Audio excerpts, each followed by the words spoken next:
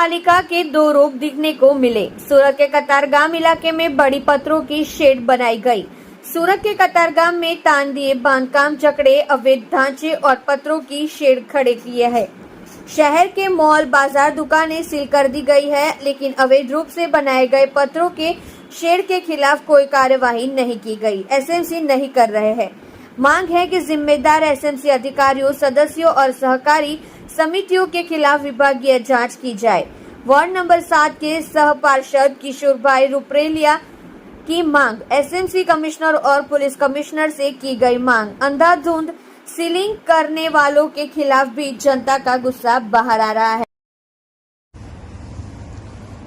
नमस्कार मित्रों, जय श्री कृष्ण। हूँ डॉक्टर किशोर रुपारेलिया, सूरत महानगरपालिका नगर सेवक वोर्ड नंबर 7। थोड़ा समय पहला રાજકોટની અંદર એક ગોઝારી ઘટના દુર્ઘટના કહીએ કે જે પણ કઈ અધિકારીઓના મેળા પીપળાથી બનેલી જે દુર્ઘટના છે ને એમાં જે માર્યા ગયેલા લોકો છે એમને શ્રદ્ધાંજલિ આપું છું।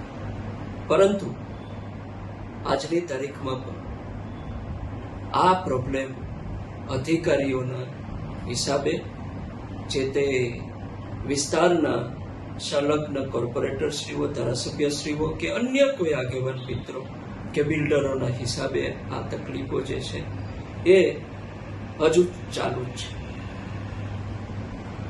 વારંવાર લગભગ મારા દ્વારા ઝોનના ઉચ્ચ અધિકારીઓ અને કમિશનર શ્રી સુરત મહાનગરપાલિકાને વારંવાર રજૂઆતો અને લેટર દ્વારા પત્રની જાણથી એમને ધ્યાન દોરવામાં આવે છે કે ઇલીગલ કન્સ્ટ્રક્શન અને જે ટેમ્પરરી સ્ટ્રક્ચરો છે જે સુરતની અંદર બની રહ્યા છે એ ટેમ્પરરી સ્ટ્રક્ચરો, ઇલીગલ કન્સ્ટ્રક્શન અને જે ગેરકાયદેસર શેડ બનાવવામાં આવે છે એને દૂર કરવામાં આવે અને નવા બનતા અટકાવવામાં આવે।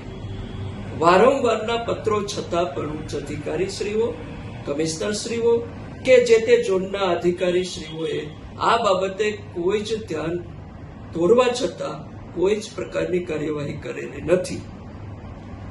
વાત કરું તો અમારા જે કતારગામ વિસ્તારની અંદર લગભગ ઘણા વર્ષોથી આ બાબતનો પ્રશ્ન લગભગ ચર્ચાઈ રહ્યો છે કે આ વિસ્તારની અંદર વધારેમાં વધારે ઇલીગલ કન્સ્ટ્રક્શન અને ઇલીગલ ડોમ અને ઇલીગલ આ ટેમ્પરરી સ્ટ્રક્ચરો બનાવવામાં આવેલા છે।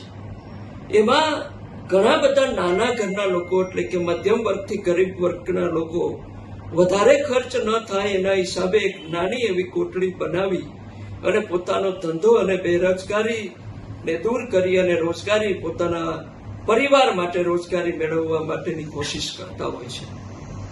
પરંતુ સાથે સાથે દુઃખની વાત એ છે કે ઘણા બધા લોકો આની પાછળ પુષ્કળ પ્રમાણમાં કમાણી કરવા માટેના ડોમ મોટા મોટા બનાવી અને રાજકીય પીઠબળના હિસાબે અધિકારીશ્રીઓના મેળા પીપળાની સાથે સાથે આ કાર્ય કરતા રહ્યા છે। હવે જ્યારે પણ દબાણ આવે છે કે આવી દુર્ઘટનાઓ બને છે ત્યારે ત્યારે આ નાના અને મધ્યમ વર્ગના લોકોને હેરાન કરવામાં આવે છે, પરંતુ જે મેળા પીપળાવાળા ધારાસભ્ય, કોર્પોરેટરશ્રી, બિલ્ડરો અને મોટા મોટા અધિકારીઓની સાઠગાંઠના હિસાબે એમના જે બનાવેલા જે ડોમ હોય, એમની જે પરમિશનથી, પરવાનગીથી બનાવવામાં જે ડોમ હોય છે એને કોઈ હલાવી શકતું બી નથી। તો આ એકને ગોળ અને એકને ખોડની જે નીતિ છે એ કોર્પોરેશનની અંદર, સુરત મહાનગરપાલિકાની અંદર વર્ષોથી ચાલી આવી છે, જે આજની તારીખમાં પણ એ પૂર્ણ થઈ શકી નથી। હજુ પણ ડોમ બને જ છે, હજુ પણ ડોમ જે વર્ષોથી છે ત્યાંના ત્યાં છે અને મહિને લાખો રૂપિયાની કમાણી આ ધારાસભ્ય, કોર્પોરેટરશ્રી કે બિલ્ડરો એ અધિકારીઓના મેળા પીપળાની અંદર આ ચાલી રહ્યું છે કામકાજ।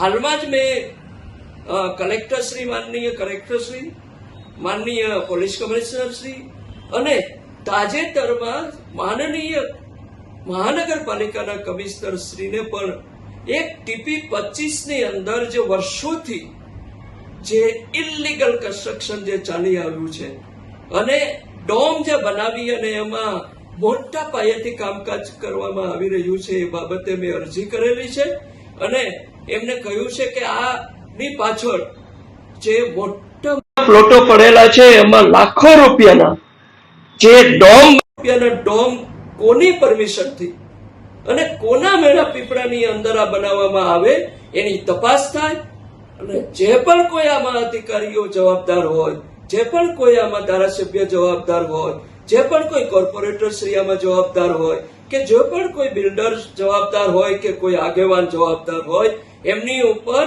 કાયદેસરની કાર્યવાહી કરવામાં આવે અને આ જે લોકો આમાં સંડોવાયેલા હોય એમની ખરેખર ખાતાકીય તપાસ થાય અને આ જે કોર્પોરેટર શ્રીઓ અને પ્રતિનિધિઓ છે કે પછી ધારાસભ્ય છે કે બિલ્ડરો છે એમની આવકની પણ તપાસ કરવામાં આવે અને 2 નંબરી આવક એમની તપાસ કરી એમને જે તે અનુરૂપ નિયમ મુજબ એમની ઉપર કાયદેસરની કાર્યવાહી કરવામાં આવી મારી વિનંતી છે.